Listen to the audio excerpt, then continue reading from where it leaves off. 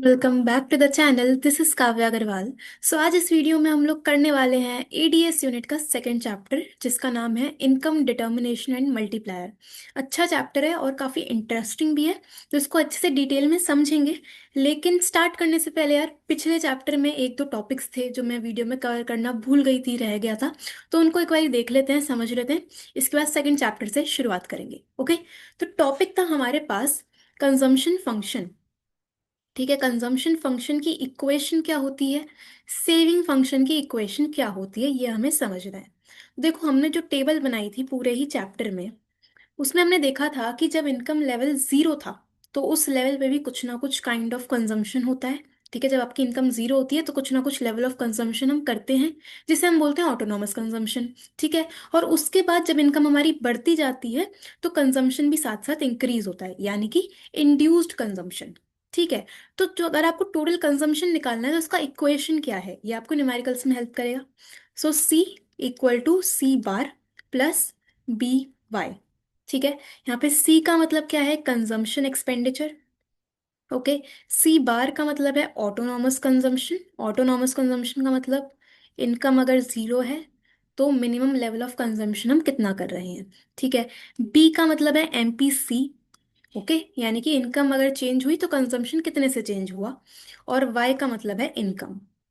Right, तो अगर आपको टोटल कंजम्पशन चाहिए तो क्या करना होगा, autonomous consumption plus induced consumption. ठीक है, सी बार तो ऑटोनॉमस हो गया, और बी वाई का मतलब कि इनकम में से आपने कितना खर्चा करा, यानी कि अपना इंड्यूस्ड कंजम्पशन। दोनों का सम करेंगे तो आपको टोटल कंजम्पशन मिलेगा। मेन आपको ये इक्वेशन याद रखनी है फॉर न्यूमेरिकल पर्पस। राइट, इसके बाद दूसरा आता है सेविंग फंक्शन की इक्वेशन।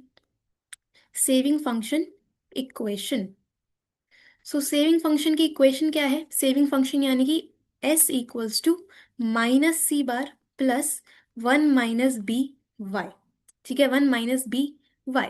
अब इसमें मतलब क्या है कि माइनस सी बार का यानी कि मतलब है डिस सेविंग्स। ठीक है, जितना जीरो लेवल ऑफ इनकम पे कंजम्पशन होगा उसे हम ऑटोनॉमस कंजम्पशन बोलते हैं, और उतनी ही नेगेटिव सेविंग्स भी होगी। ओके, मतलब कि अगर इनकम सपोज जीरो है, ठीक है, कंजम्पशन हमारा 40 का है, तो सेविंग्स कितनी आएंगी, सेविंग्स होती है इनकम माइनस कंजम्पशन। तो -40 की सेविंग्स आ रही है, यानी कि माइनस सी बार। ओके, वन माइनस बी का मतलब क्या है, वन माइनस बी का मतलब है वन माइनस एमपीसी, जो कि होता है एमपीएस। क्योंकि एमपीसी और एमपीएस का सम वन होता है, तो वन माइनस एमपीसी करोगे तो एमपीएस आपको मिल जाएगा, इनटू वाई करना है। तो ये एक इक्वेशन आपको याद रखनी है। ठीक है, सेविंग फंक्शन की इक्वेशन और कंजम्पशन फंक्शन की इक्वेशन इंपॉर्टेंट। राइट, ठीक है। इसके बाद एक टॉपिक है हमारे पास, derivation of derivation of derivation of saving curve from consumption curve. कि आपको कंजम्पशन कर्व गिवन है, उससे आपको सेविंग कर्व डिराइव करना है। तो कैसे करेंगे, तो देखो यार, सबसे पहले हम बनाएंगे कंजम्पशन कर्व। ये हो गया Y axis, origin X axis. ठीक है, यहाँ पे हम लेंगे इनकम। ओके, और एक्स एक्सिस पे आप लोगे कंजम्पशन एंड एडी है, कंजम्पशन। ओके, एक्स एक्सिस पे इनकम, वाई एक्सिस पे कंजम्पशन। ओके, इसके नीचे हम बनाएंगे हमारा सेविंग कर्व। ओके जी, तो ये सेविंग कर्व इस तरह से बनेगा, एक्स एक्सिस ओरिजिन, इधर हम लेंगे इनकम, और वाई एक्सिस पे सेविंग्स। ठीक है जी। ओके, अब देखो, सबसे पहले हमें पता है कि इनकम कर्व जो होता है वो 45 डिग्री की लाइन बनती है फ्रॉम दी ओरिजिन। तो यहां से हम सिंपली बनाएंगे इनकम कर्व 45 डिग्री लाइन। ठीक है, इनकम कर्व। और कंजम्पशन कर्व ओरिजिन के थोड़ा ऊपर से स्टार्ट होता है बिकॉज ऑफ ऑटोनॉमस कंजम्पशन। तो मान लो इतना हमारा ऑटोनॉमस कंजम्पशन है सी बार, तो यहां से इस तरह से हमारा बनेगा कंजम्पशन का लाइन। राइट, ये जो पॉइंट आ गया जहां पे कंजम्पशन और इनकम सेम है, ठीक है, सी इक्वल्स टू वाई है, इसे हम बोलते हैं break even point. Break even point. Okay, break even point. Right. अब आपको कंजम्पशन कर्व मिल गया, हमें बनाना है सेविंग कर्व, इससे डराइव करना है। कैसे करेंगे, देखो हमें पता है कि सेविंग्स हमेशा नेगेटिव से स्टार्ट होती है। ठीक है, तो आपने जितना सी बार लिया है उतना ही हम नेगेटिव एक्सिस में सी बार लेंगे, माइनस सी बार, माइनस सी बार। ठीक है, फिर आपने क्या करना है, ये जो पॉइंट है इंटरसेक्शन का, इसको नीचे लेके आना है। ठीक है, जिस पॉइंट पे ये एक्स एक्सिस को कट करेगा वहां से आपको एक लाइन ड्रॉ करनी है जो कि सेविंग की लाइन होगी, सेविंग की लाइन। ठीक है, और इस पॉइंट पे क्या है, इस पॉइंट पे एस इक्वल टू जीरो है, यानी कि ये भी हमारा ब्रेक इवन पॉइंट हुआ। ठीक है, समझ में आया। सबसे पहले आपको बनाना है इनकम का 45 डिग्री की लाइन, कंजम्पशन कर्व बना दिया, जहां पे पॉइंट ये इंटरसेक्ट करते हैं उसको आपको नीचे ड्रॉ करना है स्ट्रेट लाइन, और फिर मैच कर देना है, ज्वाइन कर देना है, आपको मिल जाएगा सेविंग कर्व। ठीक है, तो इसका एक्सप्लेनेशन भी आपको इसी तरह से लिखना होगा। राइट। अभी ये हो गया derivation of saving curve from consumption curve. अगर पेपर में आता है कि आपको डिराइव करना है consumption curve from saving curve, तो जस्ट इसका रिवर्स कर देना, जस्ट इसका रिवर्स करना है हमें। ठीक है, कैसे बनेगा वो भी देख लेते हैं एक बारी। Derivation of derivation of consumption curve from saving curve, मतलब आपको सेविंग कर्व गिवन है, हमें कंजम्पशन कर्व डिराइव करना है, तो जो गिवन है उसे ऊपर रख दो। सबसे पहले बनाएंगे हम यहाँ पे saving curve, X axis origin, Y axis, यहाँ पे होंगी सेविंग्स और ये इनकम। ठीक है, और नीचे बनेगा हमारा consumption curve, X axis Y axis origin, consumption और इनकम। ठीक है, ओके। अब कैसे बनेगा, देखो हमें पता है कि सेविंग कर्व तो नेगेटिव एक्सिस से स्टार्ट होगा, तो ये सेविंग कर्व, ये वाला जो पॉइंट है ये हमारा S equal to zero BEP का पॉइंट है। ठीक है, और इतनी हमारी नेगेटिव सेविंग्स है, यानी कि डिस सेविंग्स, ये बन गया। अब इससे हमें कंजम्पशन कर्व डिराइव करना है, कैसे करेंगे, तो देखो सबसे पहले हमें पता है कि इनकम तो 45 डिग्री की लाइन बनती ही है, तो ये तो आप बना दो इनकम 45 डिग्री लाइन। ओके, फिर आपको क्या करना है, ये जो पॉइंट है जहाँ पे एस इक्वल टू जीरो है, इसको नीचे लेके आओ, स्ट्रेट लाइन, स्केल से बनाओगे तो ज्यादा बेटर बनेगा। तो देखो इस तरह से, जहां पे ये पॉइंट मिला इधर से आपको मार्क कर देना है सी। ठीक है, ये सी बार। ओके, तो ये भी क्या है, बीईपी, ब्रेक इवन पॉइंट हो गया। राइट, इसका एक्सप्लेनेशन आप लिख सकते हो जिस तरह से आपने बनाया है, तो फ्री हैंड बनेगा और इसी तरह से बनाना है। ठीक है, सिंपल, ओके, डन। राइट, अब चलते हैं हम अपने सेकंड चैप्टर पे, जो कि है income determination and multiplier. Income determination and multiplier मतलब क्या है, दो टॉपिक हैं, एक तो इनकम डिटर्मिनेशन कि इक्विलिब्रियम आप कैसे अचीव कर सकते हो, और मल्टीप्लायर एक अलग टॉपिक है, उसको भी हम करेंगे। तो देखो, हमें पता है कि आपने 11th में भी ये चीज़ पढ़ी है कि एक इकोनॉमी में इक्विलिब्रियम लेवल कैसे अटेन होता है। माइक्रो इकोनॉमिक्स में पढ़ा है कि जब डिमांड इक्वल टू सप्लाई होती है तो हम बोल सकते हैं कि हाँ एक इकोनॉमी इक्विलिब्रियम में है।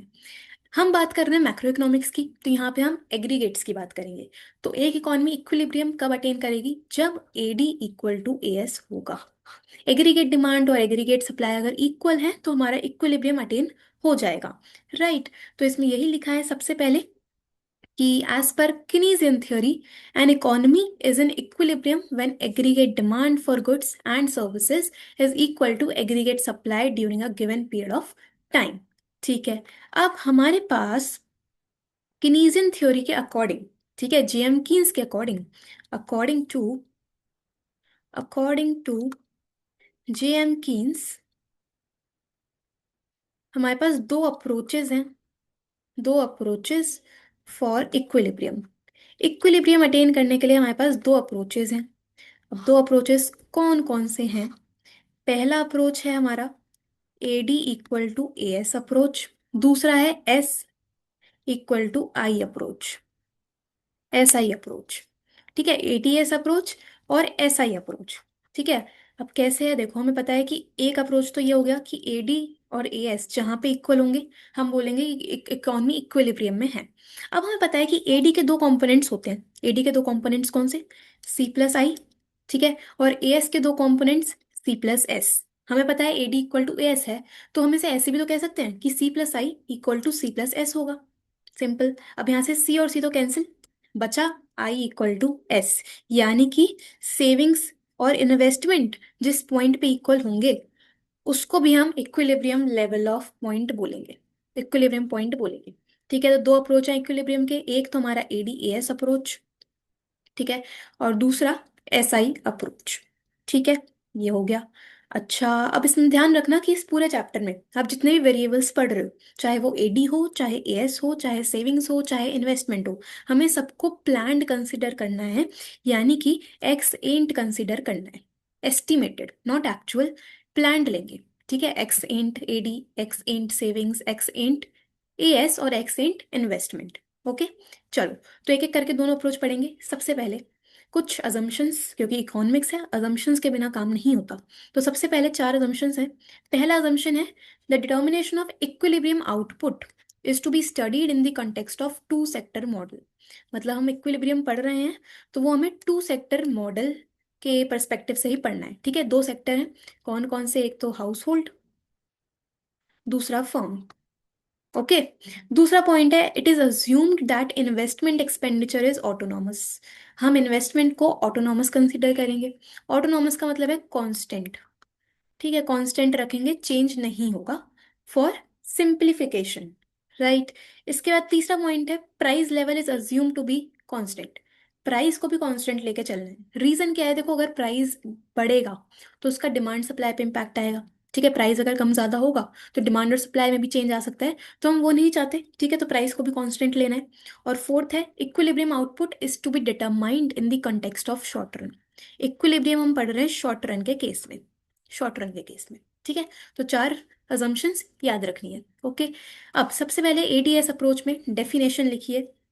According to Keynesian theory, the equilibrium level of income in an economy is determined when aggregate demand represented by C plus I curve is equal to the total output, that is aggregate supply। ठीक है, तो एक किनीजियन theory के according equilibrium level of income कहाँ पे attain होगा? जहाँ पे एडी इक्वल टू एएस होता है।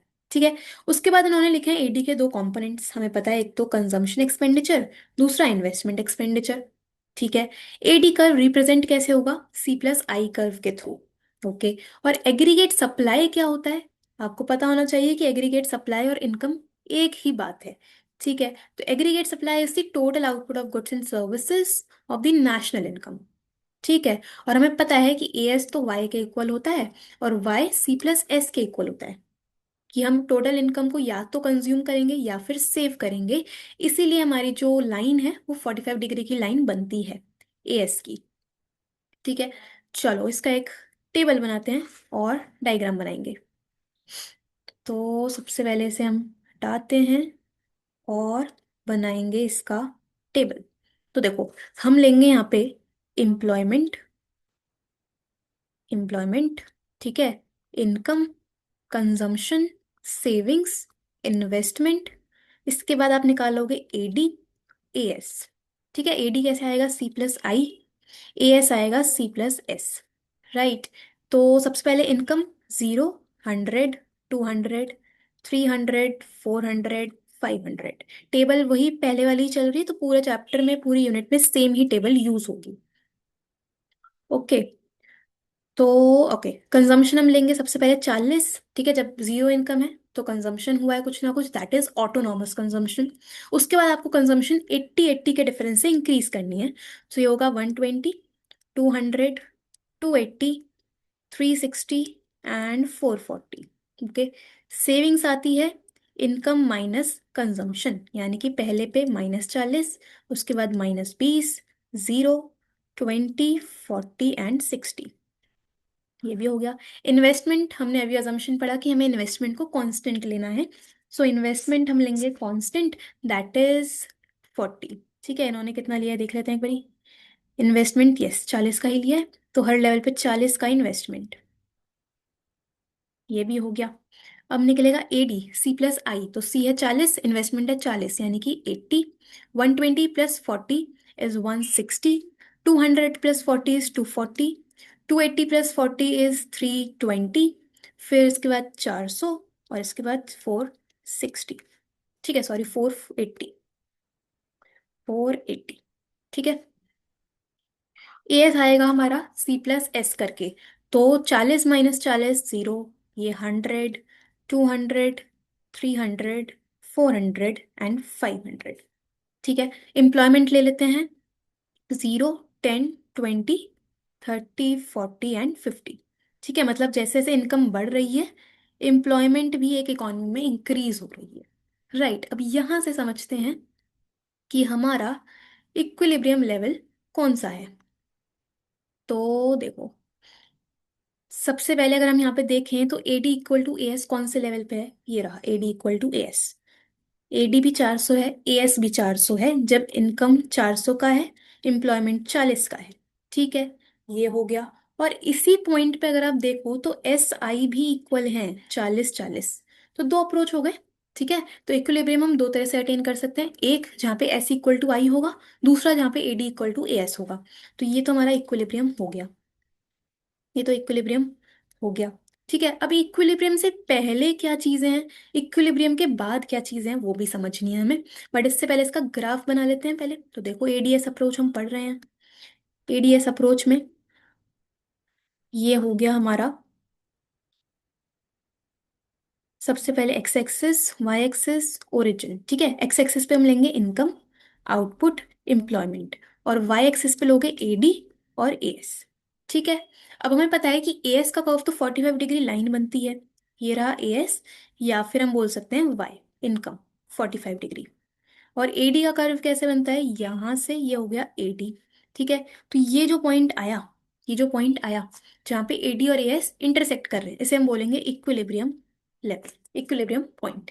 ठीक है, अब पॉइंट ये आता है कि जो इक्विलिब्रियम से पहले वाला एरिया है और इक्विलिब्रियम के बाद वाला एरिया है, इसमें क्या सीन है। तो देखो, इक्विलिब्रियम से पहले अगर हम लोग देखें, ये जो एरिया है, यहाँ पे AD ग्रेटर देन AS दिख रहा है।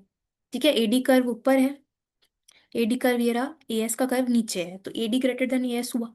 और इक्विलिब्रियम के बाद अगर हम देखें तो AS ज्यादा है, AD कम है। तो इस एरिया में AD लेस देन AS का केस है। तो अब इसमें एडजस्टमेंट कैसे करनी है वो क्वेश्चन पेपर में आता है 3 नंबर में, और हर साल आ रहा है, तो उसको ध्यान से समझ लो कि इक्विलिब्रियम तो चलो अटेन हो गया। तो पहले इतना देख लेते हैं एक बारी। देखो, ये तो टेबल हो गया, ये ग्राफ है। ठीक है, अब हमें पता है जहाँ पे ये इंटरसेक्ट कर रहे हैं वो इक्विलिब्रियम है। ठीक है, जितना इनकम है ये हो गया equilibrium level of income. Right, अच्छा, अब इसमें क्या लिखा है, एडजस्टमेंट। तो देखो, यहाँ पे समझते हैं कि when AD is, okay, when AD is greater than AS, equilibrium से पहले जब AD AS से ज्यादा है, तो मतलब क्या है कि यार डिमांड बहुत ज्यादा है, जो कंज्यूमर्स हैं वो ज्यादा ज्यादा खरीदने के लिए रेडी हैं, बट सप्लायर्स इतना सप्लाई करने के लिए रेडी है ही नहीं। ठीक है, तो अगर डिमांड बहुत ज्यादा होगी, सप्लाई इतनी है नहीं, तो उस केस में क्या होता है, planned inventory, planned inventory will fall. मतलब क्या है कि मान लो मैं एक सेलर हूँ, मैं एक सप्लायर हूँ, या मैं एक प्रोड्यूसर हूँ। मैंने सोचा था कि जी मैं तो 1000 यूनिट्स का स्टॉक मेंटेन करूंगी, स्टॉक यानी कि इन्वेंट्री मेंटेन करूंगी। ठीक है, लेकिन लेकिन डिमांड ही इतनी ज़्यादा आ गई। ठीक है, डिमांड बहुत ज़्यादा आ गई, और मैं 1000 यूनिट्स का स्टॉक मेंटेन ही नहीं कर पाई। मैंने एक्चुअल में मेंटेन किया सिर्फ 200 यूनिट का स्टॉक, क्योंकि डिमांड आ गई ना, और बेचोगे, है ना। तो उस केस में क्या हुआ, जब एग्रीगेट डिमांड ज्यादा हुई, एग्रीगेट सप्लाई कम है, तो उस केस में इन्वेंट्री जितनी मैंने सोची थी उतनी बनी ही नहीं, बल्कि फॉल हो गई। ठीक है, इक्विलिब्रियम पे जाने के लिए हम क्या करेंगे, इक्विलिब्रियम पे जाने के लिए हम प्रोडक्शन बढ़ाएंगे। प्रोडक्शन बढ़ाओगे तो आउटपुट बढ़ेगा, आउटपुट बढ़ेगा तो एम्प्लॉयमेंट बढ़ेगा। ठीक है, एम्प्लॉयमेंट बढ़ेगा और AD इक्वल टू AS हो जाएगा, AD इक्वल टू AS हो जाएगा। ठीक है, तो AD ग्रेटर देन AS के केस में प्लान इन्वेंटरी फॉल होती है। करेक्ट करने के लिए हम क्या करते हैं, हम लोग प्रोडक्शन बढ़ाते हैं, आउटपुट बढ़ता है, एम्प्लॉयमेंट बढ़ता है, और AD इक्वल टू AS हो जाता है, इक्विलिब्रियम अटेन हो जाएगा। राइट, दूसरा केस है अगर AD लेस देन AS है, मतलब डिमांड कम है यार, डिमांड कम है, सप्लाई रेडी है, सप्लायर रेडी है सप्लाई करने के लिए। तो इस केस में क्या होगा, planned inventory, planned inventory will increase. ठीक है, क्योंकि डिमांड ही नहीं है यार, लोग खरीदने के लिए रेडी ही नहीं है, तो ज्यादा से ज्यादा स्टॉक बन जाएगा, आप स्टोर करोगे, इन्वेंट्री बढ़ेगी। इक्विलिब्रियम पे जाने के लिए हम क्या करेंगे, प्रोडक्शन कम करेंगे। क्योंकि ऑलरेडी इन्वेंट्री मेंटेन्ड है, डिमांड है ही नहीं, तो प्रोडक्शन कम करो, आउटपुट कम करो, ठीक है, एम्प्लॉयमेंट कम होगा, राइट, और एडी इक्वल टू एएस पे पहुंच जाएंगे। ठीक है, समझ में आया, राइट। तो इस तरह से एडजस्टमेंट होता है दोनों ही केस। ठीक है जी, इतना क्लियर। अच्छा, अब इसमें क्या लिखा है देखो, पढ़ लेते हैं। AD is when AD is more than AS, तो उसमें क्या लिखा है, when planned spending that is AD is more than planned output that is AS। तो उस केस में इसका मतलब क्या है कि consumers and firms together would be buying more goods than firms are willing to produce, और as a result the planned inventory would fall below the desired level, क्योंकि डिमांड ही इतनी ज्यादा है तो आप इन्वेंट्री मेंटेन नहीं कर पाओगे। ठीक है, to bring back the inventory back to the desired level, firms would resort to increase in employment, और जब तक वो आउटपुट बढ़ाएंगे जब तक AD इक्वल टू AS नहीं हो जाता। ठीक है, और अगर दूसरा केस है AD लेस देन AS है, तो उस केस में क्या होगा, consumers and firms together would be buying less goods than firms are willing to produce. ठीक है, तो डिमांड ही अगर कम होगी तो प्लान्ड इन्वेंट्री वुड राइज। ठीक है, एक्स्ट्रा इन्वेंट्री क्रिएट हो जाएगी, जिसे हम बोलते हैं unintended unintended accumulation of inventory. ठीक है, आपने सोचा नहीं था उससे ज्यादा इन्वेंट्री आपके पास एक्यूमुलेट हो गई, कलेक्ट हो गई। ठीक है, करेक्ट करने के लिए क्या करेंगे हम लोग, प्रोडक्शन कम करेंगे ताकि AD इक्वल टू AS बन जाएगा, राइट। अच्छा, अब इसमें एक और पॉइंट ये याद रखना कि ये जो लेवल है इक्विलिब्रियम लेवल, ठीक है, जहाँ पे AD इक्वल टू AS है, इसी को हम लोग इफेक्टिव डिमांड भी बोलते हैं। ठीक है, it is a situation of effective demand. Effective demand मतलब वो level of AD which becomes effective because it is equal to AS। तो जिस लेवल ऑफ आउटपुट पे AD और AS इक्वल होंगे उसी को हम इफेक्टिव डिमांड भी बोलते हैं। तो कई बार बोर्ड्स में क्वेश्चन आया है, सैम्पल पेपर में क्वेश्चन आया है कि इफेक्टिव डिमांड बताओ, तो आपको उसमें कुछ ऐसा घबराना नहीं है, ADS अप्रोच ही बताना है। ठीक है, इफेक्टिव डिमांड वही चीज चीज है, सेम चीज है, राइट। ये हो गया हमारा ADS अप्रोच। ओके जी, इसके बाद चलते हैं सेकेंड अप्रोच पे, that is SI approach. SI approach कैसे, तो SI अप्रोच में क्या है, equilibrium level of income is determined at a level when planned saving is equal to planned investment. ठीक है, SI इक्वल होंगे कौन से वाले, प्लान्ड, प्लान्ड का मतलब X8, X8। ठीक है, इसका जो टेबल है सेम ही बना है, देखो, income, consumption, saving, investment, right. अब जिसमें जिस पॉइंट पे सेविंग और इन्वेस्टमेंट इक्वल है, यानी कि ये वाला, ये हो गया हमारा इक्विलिब्रियम लेवल, इक्विलिब्रियम लेवल। ठीक है, तो टेबल तो चलो सेम है, इसका ग्राफ बना के देख लेते हैं, टेबल तो आपकी यही वाली बन जाएगी। ठीक है, इसका ग्राफ कैसे बनेगा, तो आपको ध्यान रखना है कि जब ADS अप्रोच अगर पेपर में आता है तो आपका वो एक जो हमने अभी ग्राफ बनाया जहाँ पे AD और AS इक्वल दिखे वो हो जाएगा। बट अगर पेपर में आपका SI अप्रोच आता है तो उसमें आपको दो चीजें बनानी होंगी। सबसे पहले तो आप दिखाओगे ADAS अप्रोच। ठीक है, सबसे पहले हम दिखाएंगे ADAS approach, X axis origin, Y axis. ठीक है, और यहाँ पे नीचे बनाएंगे हम SI अप्रोच। तो SI approach, X axis origin, Y axis. ठीक है, एक्स एक्सिस पे होगा इनकम, आउटपुट, एम्प्लॉयमेंट, और यहाँ पे ADAS। ठीक है, और यहाँ पे आएगा इनकम, आउटपुट, एम्प्लॉयमेंट, S&I। ठीक है, तो आपको दोनों बनाने होंगे अगर SI अप्रोच एग्जाम में आता है। ठीक है, दोनों क्यों बनाने हैं, क्योंकि देखो ADS अप्रोच से ही SI अप्रोच डिराइव हुआ है।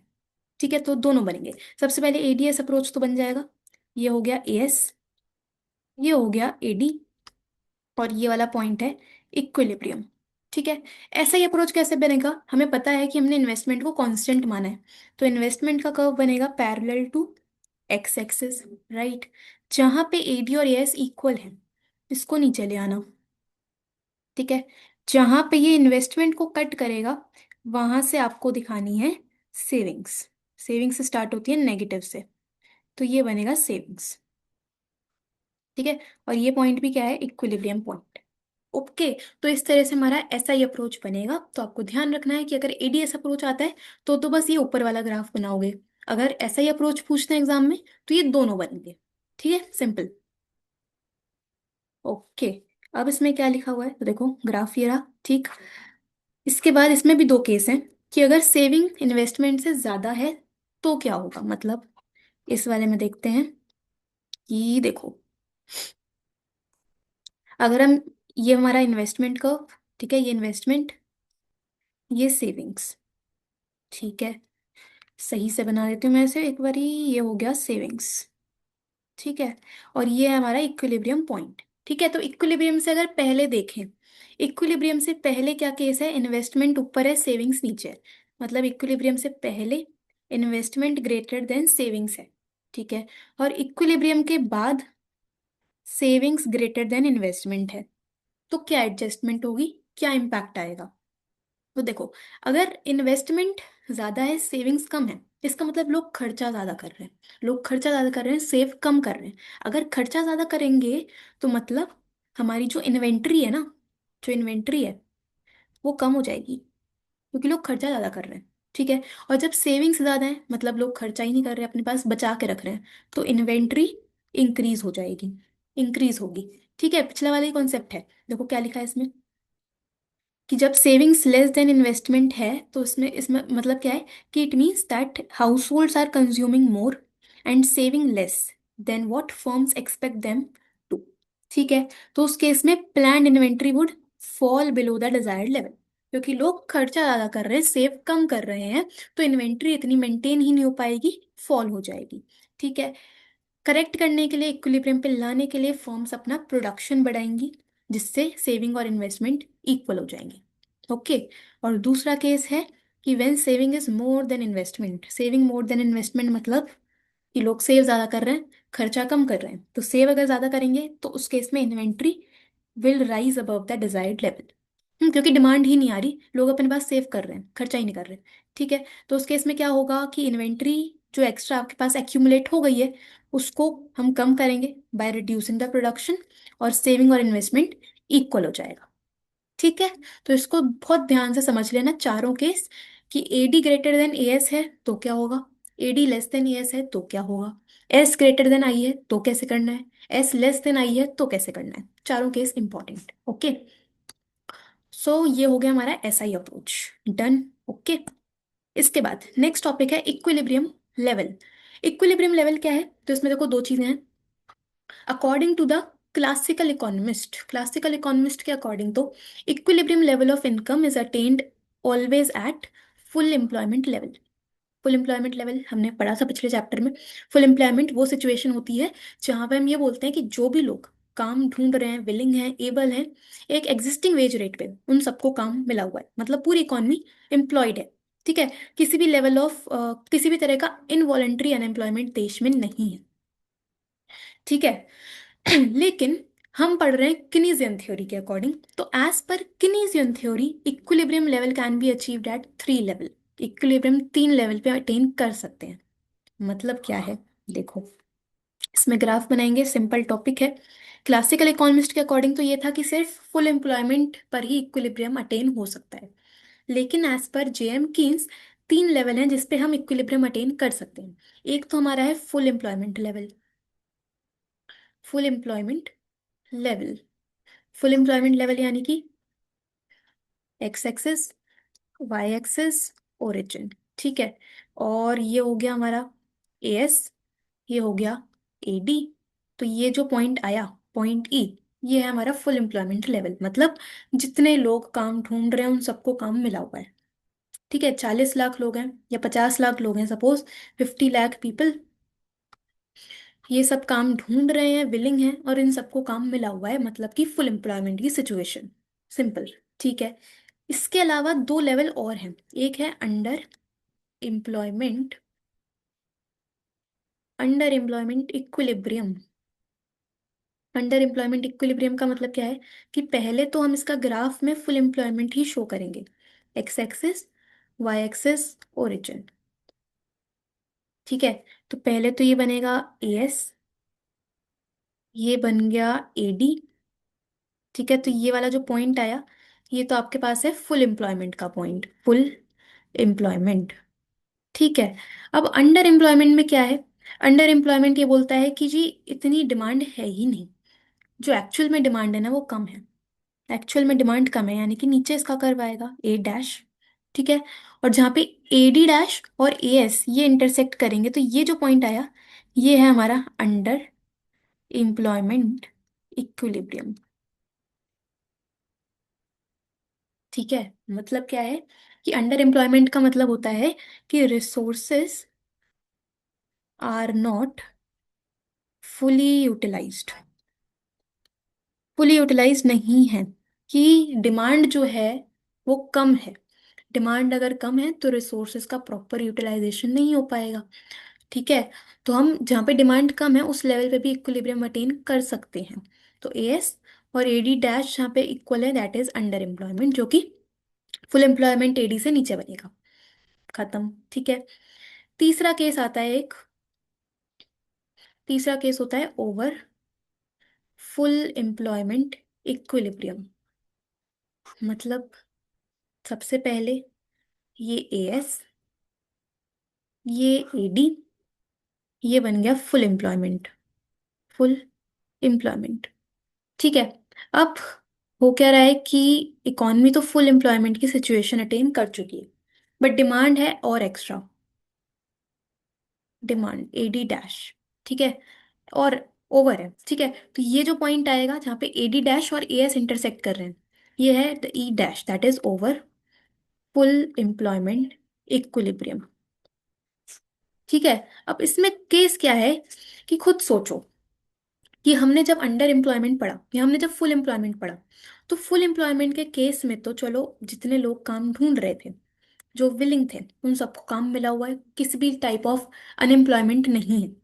ठीक है, हम अंडर एम्प्लॉयमेंट हमने पढ़ा, अंडर एम्प्लॉयमेंट में मतलब क्या है कि यहाँ पे रिसोर्सेज पूरी तरह से यूटिलाइज नहीं हो पा रही हैं क्योंकि डिमांड कम है। ओके, ये भी समझ में आया। बट अगर हम ओवर फुल एम्प्लॉयमेंट की बात करें, तो ओवर फुल एम्प्लॉयमेंट का मतलब क्या हो गया कि यार देश ऑलरेडी फुल एम्प्लॉयमेंट अचीव कर चुका है, कि जितने लोगों की जरूरत थी उतने लोग एम्प्लॉयड हैं, या जितने लोग काम ढूंढ रहे थे उन सबको काम मिला हुआ है। तो उससे एक्स्ट्रा अगर डिमांड आ भी रही है तो उससे क्या क्रिएट होता है, इन्फ्लेशन क्रिएट होता है। इन्फ्लेशन क्रिएट होता है, मतलब क्या है कि सपोज देश में 40 लाख लोग थे जो काम ढूंढ रहे थे। ठीक है, और इन 40 लाख को काम मिल भी गया, मिल भी गया, यानी कि फुल एम्प्लॉयमेंट। ठीक है, अब डिमांड आ गई और 10 लाख लोगों की। अब खुद बताओ ये 10 लाख लोग कहाँ से आएंगे जब एक्चुअल में फुल एम्प्लॉयमेंट आप अटेन कर चुके हो। जितने लोग काम ढूंढ रहे थे उनको काम मिला हुआ है, पूरी इकॉनमी एम्प्लॉयड है। तो और डिमांड अगर आती भी है तो उससे आउटपुट नहीं बढ़ता, कोई एम्प्लॉयमेंट नहीं बढ़ेगा, क्योंकि एक्चुअल में सभी लोग एम्प्लॉयड हैं। ठीक है, तो अगर एक्स्ट्रा डिमांड जो आ भी रही है ना इतनी, इससे बस इन्फ्लेशन क्रिएट होता है। ठीक है, इन्फ्लेशन क्रिएट होता है। तो यही लिखा है, over full employment equilibrium creates inflationary pressure. ठीक है, so actual output cannot increase beyond this level as economy is already at full employment, और कोई आइडल कैपेसिटी है ही नहीं। ठीक है, तो फुल एम्प्लॉयमेंट के बाद अगर एडी इंक्रीज होता है तो उससे बस प्राइस इंक्रीज होता है, यानी कि इन्फ्लेशन होगा। ठीक है, क्योंकि कैपेसिटी है ही नहीं और प्रोडक्शन बढ़ाने की। ठीक है, तो ये तीन टाइप ऑफ इक्विलिब्रियम है जो हम अटेन कर सकते हैं अंडर द किनीजियन थ्योरी। ठीक है, हो गया। इसके बाद चलते हैं लास्ट टॉपिक पे, जो कि है investment multiplier. Investment multiplier important topic, question हमेशा आता है एग्जाम में, तो लिखते हैं ऐसे, इन्वेस्टमेंट मल्टीप्लायर। देखो, इन्वेस्टमेंट मल्टीप्लायर का जो कॉन्सेप्ट है ये भी जेएम कीन्स नहीं दिया है। ठीक है, जेएम कीन्स के द्वारा गिवन है इन्वेस्टमेंट मल्टीप्लायर। इन्वेस्टमेंट मल्टीप्लायर का मतलब क्या है? इन्वेस्टमेंट मल्टीप्लायर का मतलब है कि अगर देश में इन्वेस्टमेंट बढ़ता है तो उससे कितना टाइम्स इनकम जनरेट होगा। ठीक है, क्या लिखा हुआ है? इसमें लिखा है कि multiplier explains how many times income increases as a result of increase in investment. कि अगर इन्वेस्टमेंट आप बढ़ाते हो, आपने देश में इन्वेस्टमेंट करा किसी भी प्रोजेक्ट में, तो उससे कितने गुना, कितने टाइम्स इनकम जनरेट हो रहा है, दैट इज इन्वेस्टमेंट मल्टीप्लायर। ठीक है, फॉर्मूला क्या होगा? तो देखो, जो इन्वेस्टमेंट मल्टीप्लायर है इसे हम डिनोट करते हैं स्मॉल के से। ठीक है, investment multiplier denoted by small K, और इसका फॉर्मूला होगा delta Y upon delta I. ठीक है, कि इन्वेस्टमेंट में चेंज आने की वजह से इनकम में कितना चेंज आया, K equal to delta Y upon delta I. ठीक है, दूसरा फॉर्मूला है इसका के इक्वल टू 1/MPS। ठीक है, और इसको हम ऐसे भी लिख सकते हैं के इक्वल टू 1/1 - MPC। ठीक है, तो ये तीन फॉर्मूले हो गए। ओके, देखो इसमें क्या लिखा है। सबसे पहले फॉर्मूला, अगर हम बात करें मल्टीप्लायर और एमपीसी की, तो इनके बीच में एक डायरेक्ट रिलेशन है। ठीक है, एमपीसी और वैल्यू ऑफ मल्टीप्लायर के बीच में there is a direct relation. Direct relation मतलब कि अगर एमपीसी इंक्रीज होगा तो के की वैल्यू भी ज़्यादा आएगी। अगर एमपीसी कम है, एमपीसी अगर कम है तो के की वैल्यू भी कम आएगी। कैसे चेक कर लेते हैं, देखो। सबसे पहले हम्म हमारे पास फॉर्मूला है 1/1 - MPC इक्वल टू के। अब सपोज एमपीसी की वैल्यू हम लेते हैं पॉइंट, पॉइंट कितना दें, 0.2 लिया सपोज। ठीक है, तो ये के की वैल्यू आएगी 1/1 माइनस 0.2, दैट इज 1/0.8। ये कितना आएगा ये आपके पास आएगा 1/0.8, दैट इज 1.25। ठीक है, 1.25 आ गया मल्टीप्लायर की वैल्यू। ओके, अब सपोज मैं एमपीसी की वैल्यू बढ़ा के 0.4 कर दूं, 0.4 कर दिया, तो के की वैल्यू आएगी 1/1 माइनस 0.4, दैट इज 1/1/0.6। ये बनेगा 1.67। तो खुद सोचो कि हमने एमपीसी की वैल्यू बढ़ाई तो मल्टीप्लायर की वैल्यू भी इंक्रीज हो गई। There is a direct relation, direct relation between K and MPC. ठीक है, और अगर हम बात करें एमपीएस एंड के, तो इनके बीच में इनडायरेक्ट रिलेशन होता है, इनडायरेक्ट या फिर इनवर्स रिलेशन। फॉर्मूला क्या है, के इक्वल टू 1/MPS, है ना, इनवर्सली रिलेटेड है। ओके, कि अगर आप एमपीएस बढ़ाओगे तो के की वैल्यू कम आएगी, डिनोमिनेटर बढ़ाओगे तो वैल्यू कम आएगा ना, सिंपल पॉइंट। ओके, तो ये भी डन, तो यही लिखा है इसमें। ओके, सो इसमें क्या लिखा हुआ है कि when investment is increased it also increases income of people. ठीक है, लेकिन जो इंक्रीज्ड इनकम है वो डिपेंड करती है एमपीसी की वैल्यू पे। मतलब क्या है कि अगर एमपीसी ज़्यादा है तो लोग ज़्यादा खर्चा करेंगे अपनी इंक्रीज्ड इनकम में से, जिससे मल्टीप्लायर की वैल्यू ज़्यादा है। ठीक है, और अगर एमपीसी कम है तो लोग स्पेंडिंग कम करेंगे, जिससे एमपीसी की वैल्यू भी कम आएगी। ओके, ठीक है, अब देखो ये फॉर्मूला कैसे आया है, जो हमने डिराइव करा है इसका कैसे डेरिवेशन होगा। तो सबसे पहले हमें पता है कि इक्विलिब्रियम पे y equal to C plus I होता है। इक्विलिब्रियम पे y equal to C plus I होता है। चलो इसको लिख लेते हैं। ये जो फॉर्मूला है ये आया कैसे, देखो। एट इक्विलिब्रियम, इक्विलिब्रियम पे हमें पता है A D equal to A S होता है, या फिर मैं ऐसे बोल सकती हूँ C plus I equal to Y. ठीक है, C plus I equal to Y. और हमें ये भी पता है कि delta Y equal to delta C plus delta I होगा। ठीक है, अब आपको क्या करना है, आपको डिवाइड करना है। Divide both sides by delta Y. ठीक है, तो ये आएगा delta Y upon delta Y equal to delta C upon delta Y plus delta I upon delta Y. ठीक है, ये कितना बन गया, 1 equal to delta C upon delta Y का मतलब एमपीसी। ठीक है, और delta I upon delta Y का मतलब है 1/के। ठीक है, 1/के, क्योंकि मल्टीप्लायर का फॉर्मूला होता है delta Y upon delta I, हमें रिवर्स के बने रेसिप्रोकल है तो 1 होगा। ठीक है जी, ये कितना बनेगा, ये बन जाएगा आपके पास 1 - MPC इक्वल टू 1/के, या हम बोल सकते हैं के इक्वल्स टू 1/1 - MPC। ठीक है, तो ये फॉर्मूला हमारा डिराइव हो गया। ओके, और इसी से दूसरा फॉर्मूला भी आ सकता है। हमें पता है एमपीसी और एमपीएस का सम इक्वल टू 1 होता है। ठीक है, तो ये कितना बन जाएगा, एमपीएस इक्वल टू 1 - MPC। तो आप इसको ऐसे भी लिख सकते हो के इक्वल टू 1/MPS। ठीक है, के इक्वल टू 1/MPS। तो ये डेरिवेशन भी डन। आपको मेन फॉर्मूला याद रखना है, डेरिवेशन नहीं पूछेगा कोई ये वाला, बट आपको फॉर्मूला याद रखना है। ठीक है, ये भी हो गया। अच्छा, अब इसमें एक पॉइंट आता है हमारे पास, मैक्सिमम एंड मिनिमम वैल्यू कितनी हो सकती है मल्टीप्लायर की। देखो हमें पता है maximum value and minimum value of MPC and MPS lies between 0 to 1। Minimum value 0 हो सकती है एमपीसी की और एमपीएस की, और मैक्सिमम हो सकता है 1। ठीक है, अब मल्टीप्लायर जो है, के की वैल्यू जो है, इसकी value, value of multiplier lies between 1 to ∞। 1 to ∞। कैसे? देखो हमें पता है कि इक्वल टू 1/MPS होता है। ठीक है, अब सपोज मैंने एमपीएस तो ले लिया 1, तो हमारा के की वैल्यू आएगी 1/1, दैट इज 1। ठीक ठीक है, और अगर मैं एमपीएस की वैल्यू 0 डाल दूं तो के होगा 1/0, दैट इज इनफाइनाइट।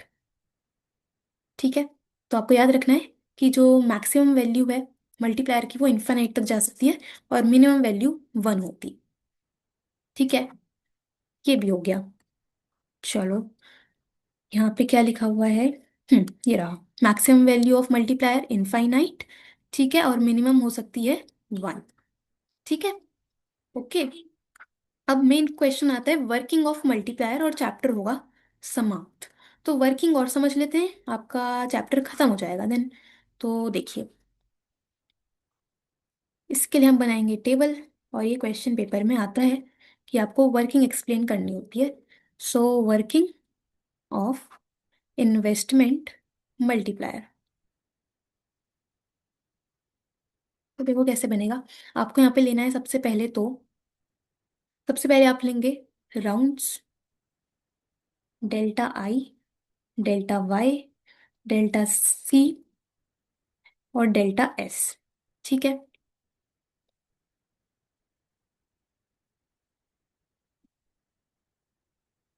देखो अब मान लो, केस लेते हैं कि गवर्नमेंट है, ठीक है, सरकार ने सोचा कि हमें एक ब्रिज बनाना है या कोई फ्लाईओवर बनाना है, और उसका इन्वेस्टमेंट डिसाइड करा सपोज 100 CR का। ठीक है, हम लोग करोड़ में बात कर रहे हैं। ठीक है, 100 करोड़ का इन्वेस्टमेंट प्रोजेक्ट सोचा। ठीक है, कि एक ब्रिज बनाएंगे बढ़िया सा।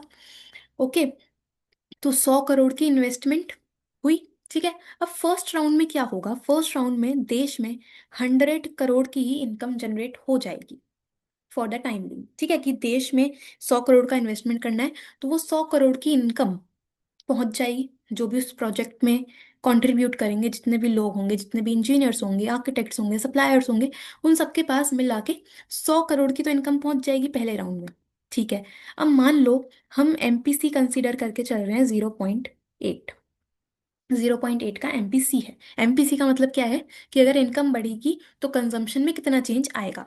ठीक है, अभी 100 करोड़ की इनकम जनरेट हुई, उसमें से एक बार में सब कुछ तो खर्चा नहीं कर देंगे, आराम आराम से करेंगे जैसे जैसे नीड होगी। तो मान लो 100 करोड़ में से 0.8 का खर्चा कर दिया, यानी कि 80। 80 का खर्चा हो जाएगा। ठीक है, वो इनकम जो है वो सबके पास पहुंच गई। आर्किटेक्ट्स हैं, इंजीनियर्स हैं, सप्लायर्स हैं।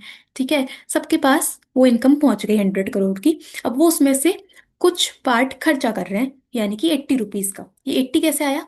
आपने सिंपल क्या करा, 100 × 0.8। ठीक है, और बाकी 20 काम करेंगे सेविंग्स। बाकी 20 की क्या कर दी, सेविंग्स कर दी। एक बारी में तो खर्चा नहीं करेंगे ना, थोड़ा थोड़ा करेंगे। राइट, अब सेकंड राउंड में क्या होगा, सेकंड राउंड में जितने का खर्चा पहले राउंड में हुआ, 80 का खर्चा हुआ, आप कहीं पे खर्चा करोगे तो वो सामने वाले की इनकम बनेगी। सिंपल बात है। ठीक है, मैंने कहीं पे खर्चा किया तो वो सामने वाले बंदे की इनकम है। तो सेकंड राउंड में 80 का तो डेल्टा वाई, इसमें से अगेन एमपीसी कितना है, 0.8, यानी कि 80 का 0.8 का खर्चा होगा, यानी कि 64 का। और जो रिमेनिंग हमारे पास 16 रुपीज बचे, वो क्या होंगी, सेविंग्स होंगी। ठीक है, सिमिलरली थर्ड राउंड में क्या होगा, खर्चा किया आपने 64 का। ठीक है, 64 का खर्चा किया, तो वो नेक्स्ट राउंड में किसी की इनकम बन जाएगी, तो ये 64 यहाँ आएगा। ठीक है, अब इस इनकम में से कुछ पार्ट आप खर्चा करोगे, कुछ पार्ट आप सेव करोगे। तो 64 का 0.8 तो हम खर्चा करेंगे। ठीक है, 0.8 खर्चा कर देंगे, तो कितना आएगा 64 का 0.8, दैट इज 51.2, 51.2, और रिमेनिंग बचा 12.8, उसकी होंगी सेविंग्स। ठीक है। अब ये जो प्रोसेस है ये इसी तरह से चलता जाएगा, आपको सारा नहीं बनाना, ये इसी तरह से चलेगा। ठीक है, डैश डाल देते हैं, और लास्ट में आपको टोटल दिखाना होता है, टोटल। ठीक है, ये टोटल होगा लास्ट में, ये टेबल में आप डैश डाल देना, पूरा कंप्लीट नहीं करना। ठीक है, अब देखो इन्वेस्टमेंट में टोटल तो 100 का ही आया है, क्योंकि 100 का ही इन्वेस्टमेंट हुआ। ठीक है। अब यहाँ पे चेक करना है कि हमने एक बार ही बस फर्स्ट राउंड में इन्वेस्टमेंट 100 की करी, तो उससे कितने टाइम्स इनकम जनरेट हुआ। इसी के लिए हम मल्टीप्लायर का कॉन्सेप्ट यूज करते हैं। तो यहाँ पे आप मल्टीप्लायर की वैल्यू निकालोगे, के इक्वल टू 1/1 - MPC। ठीक है, MPC हमने लिया है 0.8। ठीक है, 0.8 लिया है, तो ये आएगा 1/0.2। दैट इज, ये क्या हुआ।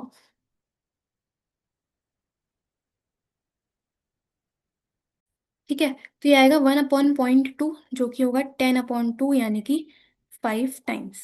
तो 5 टाइम्स आ गया मल्टीप्लायर की वैल्यू, मतलब कि अगर इन्वेस्टमेंट हमने 100 की करी है, तो टोटल इनकम 5 टाइम्स होगी, यानी कि 500 की टोटल इनकम जनरेट हो जाएगी। ठीक है, तो अब यहाँ पे टोटल कितना आएगा इनकम में, 500। डेल्टा सी में कितना आएगा, 500 का 0.8, यानी कि 400।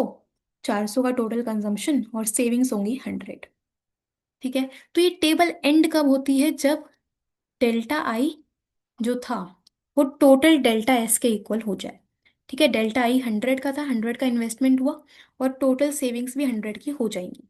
ठीक है, वाई कैसे आएगा, आपको यहाँ पे मल्टीप्लायर निकालना पड़ेगा, जो कि हमने कैसे निकाला, 1/MP, 1/1 - MPC से आपके पास मल्टीप्लायर की वैल्यू आ गई 5 टाइम्स। तो यानी कि देश में सिर्फ 100 करोड़ की इन्वेस्टमेंट करने से 500 करोड़ की इनकम जनरेट हो रही है।